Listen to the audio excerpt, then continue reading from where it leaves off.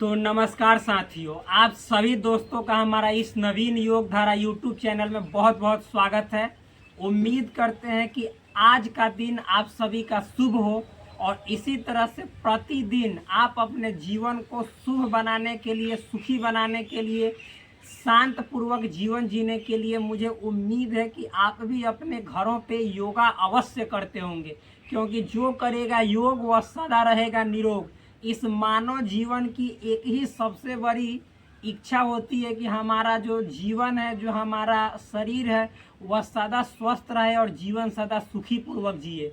मतलब यदि आप अपने जीवन को ऊर्जावान रखना चाहते हैं, आप अपने जीवन को संतुलित रखना चाहते हैं, आप अपने जीवन को शांत बनाए रखना चाहते हैं, तो योग आपके लिए बहुत ही आवश्यक है। योग बहुत जरूरी तत्व है जिसको करने से आपके शरीर में तरह तरह के चेंजेज उत्पन्न होते हैं, बदलाव उत्पन्न होते हैं, जो आपको सदा स्वस्थ बनाए रखते हैं, सदा हेल्दी रखते हैं।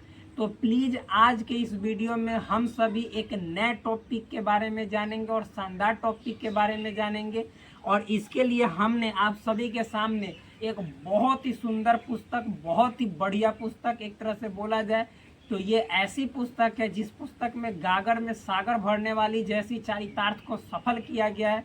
तो इस पुस्तक का नाम है संपूर्ण योग विद्या।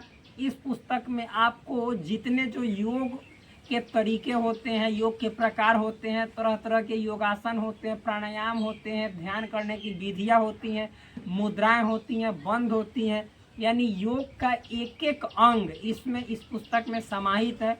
इसके लिए मैं बहुत बहुत तहे दिल से हम सभी जितने जो हमारे यूट्यूब फैमिली हैं उन सभी को हम एक साथ जोड़ते हुए, जो इनके लेखक है राजीव जैन त्रिलोक जी, उनको सत सत नमन करते हैं, सत सत प्रणाम करते हैं, जिन्होंने इस अकल्पनीय पुस्तक की रचना कर सभी के जीवन को धन्य कर दिया है। जो भी इसको पढ़े, चाहे वह कोई भी योग के बड़े बड़े विद्वान लोग ही क्यों न हो, वो भी इस पुस्तक की भूरी भूरी प्रशंसा की है, बहुत अधिक प्रशंसा की है। ये बहुत ही सुंदर पुस्तक है। तो भाई आप सभी के सामने मैं इसी पुस्तक का हेल्प लेकर एक एक बातें पेश करता हूँ। कारण है क्योंकि जब मैं इस पुस्तक को बहुत बार पढ़ा हूँ, कहने का मतलब इससे पहले पढ़ के ही तब मैं इस वीडियो को आपके सामने पेश करता हूँ। हमारे गुरु भी थे, वो भी बोले थे कि जब तुम वीडियो को बनाना तो इस पुस्तक को सामने रखना। इस पुस्तक को सामने रखने मात्र से ही तुम्हारे अंदर ऊर्जा भरेगी और उस ऊर्जा का इस्तेमाल तुम अपने वीडियो में कर पाओगे। क्योंकि भाई जहाँ पे सकारात्मक विचार होता है वहाँ पे मनुष्य का शरीर ऑटोमेटिक ऊर्जावान हो जाता है। आप मंदिर में जाकर कुछ नहीं करते हो, लेकिन जाने और मंदिर का नाम सुनते मात्र से ही आपका शरीर जो है वो पॉजिटिव एनर्जी से भर जाता है, आपके शरीर में सकारात्मक ऊर्जा का प्रवाह होना शुरू हो जाता है। तो ये पुस्तक भी उसी मंदिर की भांति है जिसको सामने रखने मात्र से ही, इसमें इतनी अच्छी अच्छी बातें हैं कि सामने रखने मात्र से ही ऊर्जा देने लगती है, यानी ऐसा लगता है कि सकारात्मक सोच आने लगा हमारे पास। तो भाई प्लीज़ जो बातें हम आपके सामने पेश रखेंगे यानी पेश करेंगे, वो बातें बहुत ही सुंदर बातें हैं। एक तरह से देखा जाए तो बहुत ही आवश्यक बातें हैं। तो चलिए शुरू करते हैं। ये बकवास हमने किया है तो आप इसको बकवास ना समझे, ये भी बहुत ज़रूरी है। यदि आप चैनल पे हमारे नए हैं तो चैनल को कीजिए सब्सक्राइब, और वीडियो अच्छा लगे तो वीडियो को कीजिए लाइक और अपने दोस्तों के बीच अवश्य शेयर करें। तो शुरू करते हैं। आज का जो हमारा टॉपिक है वो बहुत ही शानदार टॉपिक है, जिस टॉपिक का नाम है योगासनों के नाम, एक रहस्यमय तार्किक दृष्टिकोण। क्या है? योग आसनों के नाम, एक रहस्यमय तार्किक दृष्टिकोण। मतलब हम अपने जीवन में जब योग अपनाते हैं तो योग में तरह तरह के आसन का नाम सुनते हैं, जैसे मयूरासन, शलभासन, फिर उसके बाद हम लोग सुनते हैं वृक्षासन, फिर सुनते हैं मत्स्यासन, गोमुखासन, फिर सुनते हैं, आप सभी सुने होंगे शीर्षासन, और बहुत सारा मतलब कि आसन होते हैं, जैसे सुने होंगे गरुड़ासन। फिर उसके बाद आप सुने होंगे जैसे हलासन। तो तरह तरह के आसन हैं। इन सभी आसनों का नाम जब योग में आप अपना जीवन शुरू किए होंगे तो अवश्य सुने होंगे और प्रतिदिन करते भी होंगे।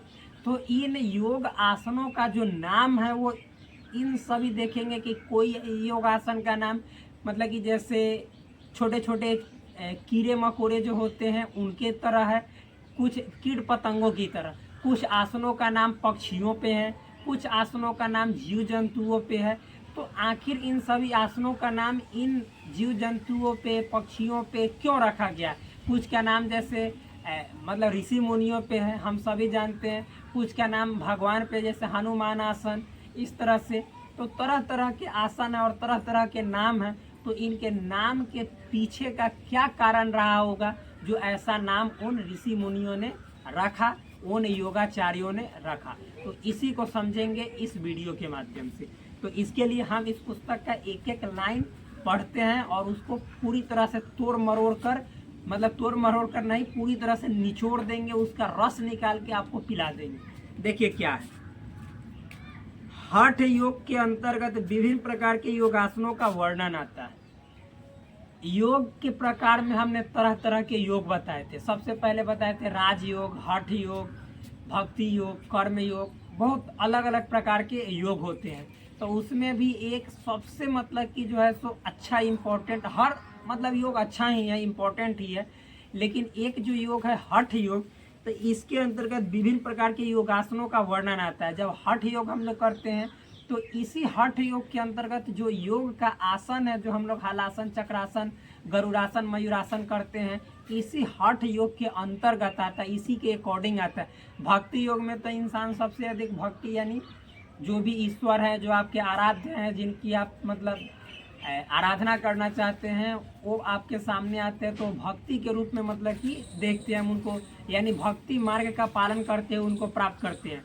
लेकिन हठ योग में जो भी हम अपना लक्ष्य होता है उसको पाने के लिए अपने बॉडी में चेंजेस लाते हैं। इसके लिए हम तरह तरह के आसन करते हैं, तरह तरह के मतलब योग करते हैं।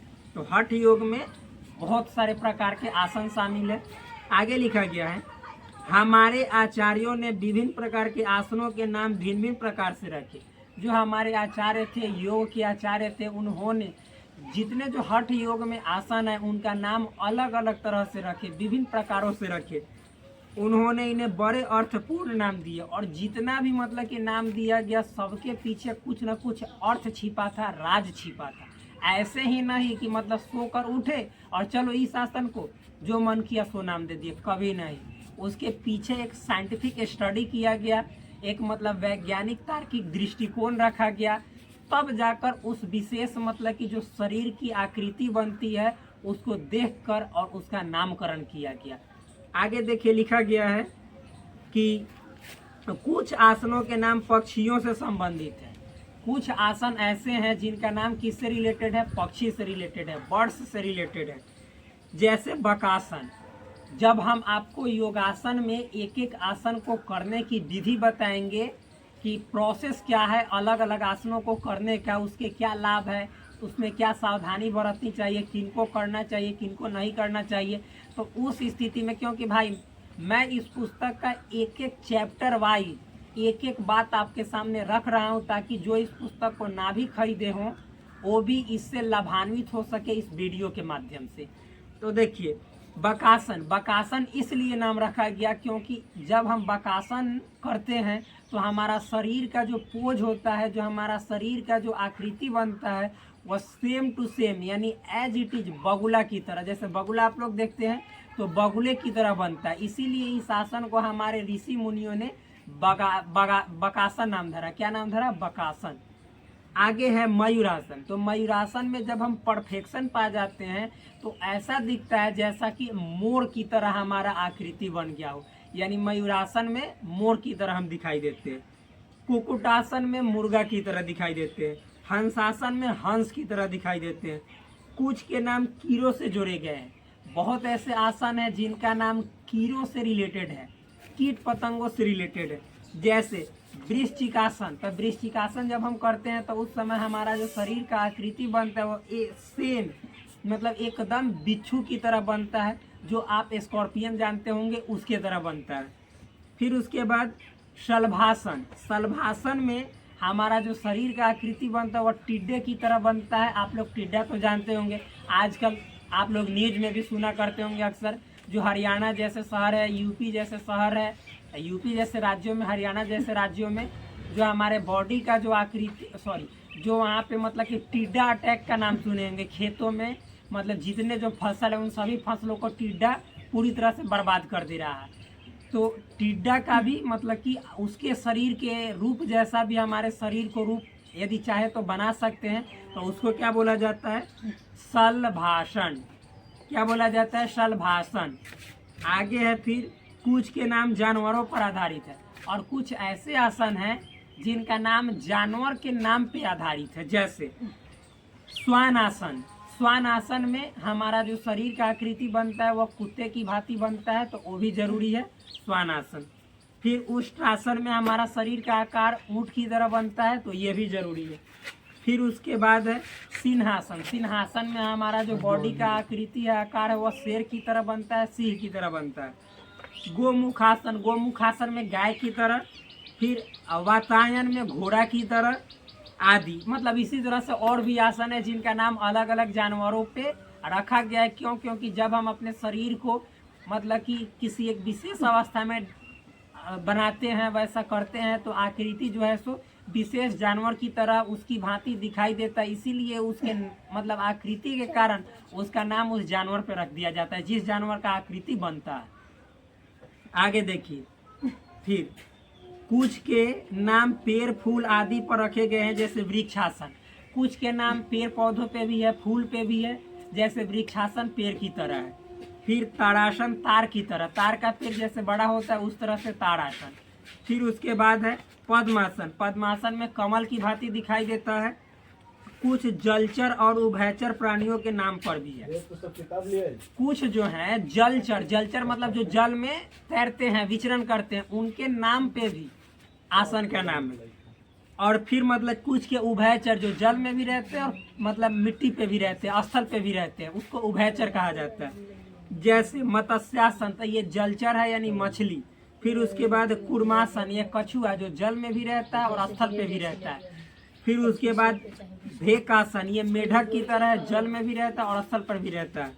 मकरासन, मकरासन मगरमच्छ की तरह है, जो कि मगरमच्छ जल में भी रहता है और स्थल पे भी रह सकता है। जमीन में रेंगने वाले प्राणी सर्प को सर्पासन व भुजंगासन नाम दिया गया। जो जमीन पर ऐसे ऐसे रेप्टिलिया जो होते हैं, रेंगते हैं सर्प, तो उनके नाम पे भी आसन है सर्पासन। तो उनके नाम पे आसन नहीं है, जबकि हम अपना शरीर का पोज वैसा बनाते हैं तो हमारे शरीर का पोज सेम टू सेम सांप की तरह दिखने लगता है। ऐसा मानो जब उस पर आप गहन मतलब कि उतर जाओगे उस पोज को देखने में, तो लगेगा कि सर्प की तरह है ये। तो इसीलिए उस आसन का नाम सर्पासन रख दिया गया। और भी बहुत सारा रीजन है जिसको हम आगे एक्सप्लेन करेंगे फर्दर, जब हम वीडियो को अभी आगे बढ़ाएंगे तो और अच्छा से इसके नाम के पीछे का तार्किक लॉजिक क्या है, कारण, उसको एक्सप्लेन करेंगे। आगे देखिए, फिर है हनुमान आसन। कुछ के नाम जो होते हैं जीव जंतुओं पे, फिर उसके बाद मतलब कि पेड़ पौधों पे रखे गए, और आगे जो है सो कुछ के नाम ईश्वर जो आराध्य होते हैं उनके नाम पे भी रखे गए। जैसे हनुमान आसन, फिर वीर आसन, महावीर आसन, फिर बुद्धासन। जैसे आसनों के नाम भगवान की छवि से लिए, और फिर महान ऋषियों जैसे कपिल आसन, वशिष्ठ आसन, विश्वामित्र, भागीरथ आदि नाम उनकी याद के लिए हमारे संस्कार में डाले। मतलब कुछ आसन के नाम जो हमारे आराध्य ऋषि हों, या फिर आराध्य हमारे देव हों, या परम मतलब तपस्वी जो ऋषि हुए हैं उनके नामों पे। जैसे बुद्ध के जिस मतलब यदि हम अपने शरीर की अवस्था बुद्ध की तरह कर ले, यानी बुद्ध के पोज में हम आ जाए, तो उसको बुद्धासन कहते हैं। यदि हम अपने शरीर को शक्तिशाली बनाने के लिए हनुमान की अवस्था में आ जाए, तो उसको हनुमान आसन कहा जाता है, वीरासन कहा जाता है। महावीर स्वामी जो जैन धर्म के 24वें तीर्थंकर थे, उनके जैसा बना ले तो महावीर आसन हो जाएगा। बहुत सारे ऋषि मुनियों ने अलग अलग मतलब कि जैसे आसन में अपने आप को सिद्ध कर लिया, तो उनके संस्कार को, उनके नाम को सदा याद रखने के लिए उनके नामों पे ही आसन का नाम रख दिया गया। कपिल आसन, वशिष्ठ आसन, फिर मतलब भागीरथ आसन, और भी मतलब कि जितने जो ऋषि मुनि थे, विश्वामित्र आसन, इस तरह से नाम रख दिए गए उनके सम्मान के लिए भी और उनके संस्कार को हमारे जीवन में भरने के लिए भी। आगे देखा जाए तो लिखा गया, आखिर क्या कारण रहा कि हमारे महाज्ञानी ऋषि मुनियों ने ये नाम उनसे जोड़े। मतलब कि क्या कारण था कि जो हमारे ऋषि महर्षि थे, जो महाज्ञानी लोग थे, उन्होंने इन सभी जीव जंतुओं के, पेड़ पौधों के, फूलों के, फिर उसके बाद ऋषि मुनियों के नाम पे जो आसन है उनका नाम रखा। तो आगे देखिए लिखा गया है यहाँ, यह तर्क बड़े सरल ढंग से किया जा सकता है कि जब हम उस आसन की अंतिम स्थिति में पहुँचते हैं तो वह आसन उसके स्वरूप में वैसा ही दिखता है जैसा आसन का नाम है। तो बोला गया है कि देखिए, जब हम अपने शरीर का पोज मतलब कि प्रयास करते करते निरंतर उस अंतिम स्थिति को प्राप्त कर लेते हैं, जिसमें अब लगता है कि शरीर को इससे ज़्यादा मतलब इस पोज में जो विशेष पोज हम करते हैं और कुछ नहीं किया जा सकता है, तो उस अंतिम अवस्था में जब आप अपने शरीर को देखिएगा तो उसकी आकृति किसी न किसी विशेष जीव जंतु, पेड़ पौधे, मतलब पक्षी या फिर कोई भी जलचर, उभयचर या कोई जैसे जो ऋषि मुनि थे उनके लिए तो वो तो फिक्स आसन है कि उन्होंने इस आसन को मतलब सिद्ध कर लिया था तप के माध्यम से उसी आसन पे बैठते बैठते, तो इसीलिए उनके सिद्धि के कारण उस मतलब आसन का नाम उनके नाम पे रख दिया गया। लेकिन बहुत सारे आसन है जिसको आप करेंगे तो अंतिम स्थिति उस आसन की प्राप्त करेंगे तो किसी न किसी जीव जंतु, पेड़ पौधे, फल जो भी बोलिए उसकी तरह आपको प्रतीत होगा। इसीलिए उन सभी आसनों का नाम उन पेड़ पौधों के मतलब कि विशेष नामों पे रख दिया गया। आगे देखिए, फिर इसके बाद लिखा गया है जैसे मयूरासन, जब हम यह आसन लगाते हैं तो यह आसन मयूर के समान ही दिखाई देता है और साधक को उसके प्रति लगाव भी उत्पन्न करना रहा है। देखिए, जब हम मयूरासन करते हैं तो जब मयूरासन की अंतिम स्थिति यानी जब उसमें परफेक्शन आ जाता है, बहुत अच्छे तरीके से करने लगते हैं, तो हमारा एक तरह से बॉडी का शेप और साइज उस तरह से जो आकृति है उस तरह से दिखने लगता है जैसे मानो मयूर की तरह हो, मोर की तरह हो, पीकॉक की तरह हो। और देखिए, साथ ही साथ इसको नाम वैसा रखने के रीजन भी है कि हम जब इस आसन को करेंगे तो हमें मयूरासन जब कर लेंगे तो जैसे ही हम अपने जीवन में मयूरासन कर लेंगे, बकासन कर लेंगे, तो एक बात तो फिक्स है कि हमारे जीवन में इन जीव जंतुओं के लिए ना प्रेम की भावना हो जाएगी, लगाव उत्पन्न होने लगेगा और हम उन जीव जंतुओं को नुकसान नहीं पहुंचाएंगे। क्यों?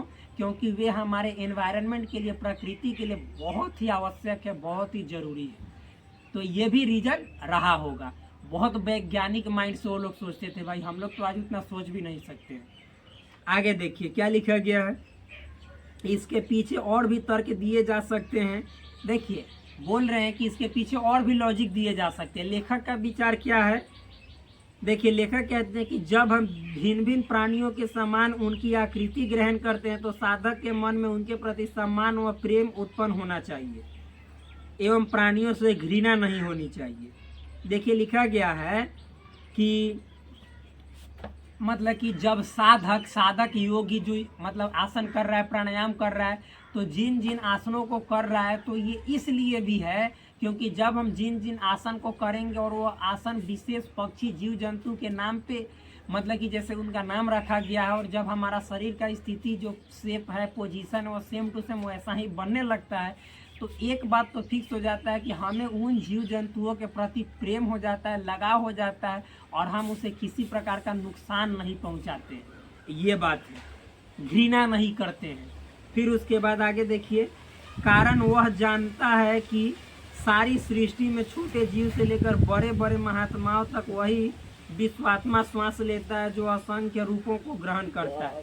देखिए, बोला जा रहा है कि जितने जो इस धरती पे, इस पृथ्वी पे, इस जगत में जीव जंतु है, चर अचर जो भी है, तो जो चर है, जो जिसमें जान है, वो भी उसी तरह की श्वास लेते हैं जैसे हम लेते हैं और उन सभी श्वास को किसी न किसी रूप में एक तरह से देखें तो विश्वात्मा जो मतलब कि महान आत्माएं हैं वही ले रहे हैं उस श्वास को। ऐसा कल्पना करके, ऐसा मान कर हम सभी को अपना जो जीवन है उसको बिताना चाहिए और किसी भी प्रकार के जीव जंतुओं को नुकसान नहीं पहुंचाना चाहिए, क्योंकि हर जीव जंतुओं का जो एक एक श्वास है वो समझिए कि हम नहीं ले रहे हैं, वो जीव जंतु नहीं ले रहे हैं, बल्कि जो परम शक्ति है, जो अल्टीमेट जो एक तरह से पावर है, जो इस धरती को चला रहा है, जो निराकार ब्रह्म है, वो ले रहा है।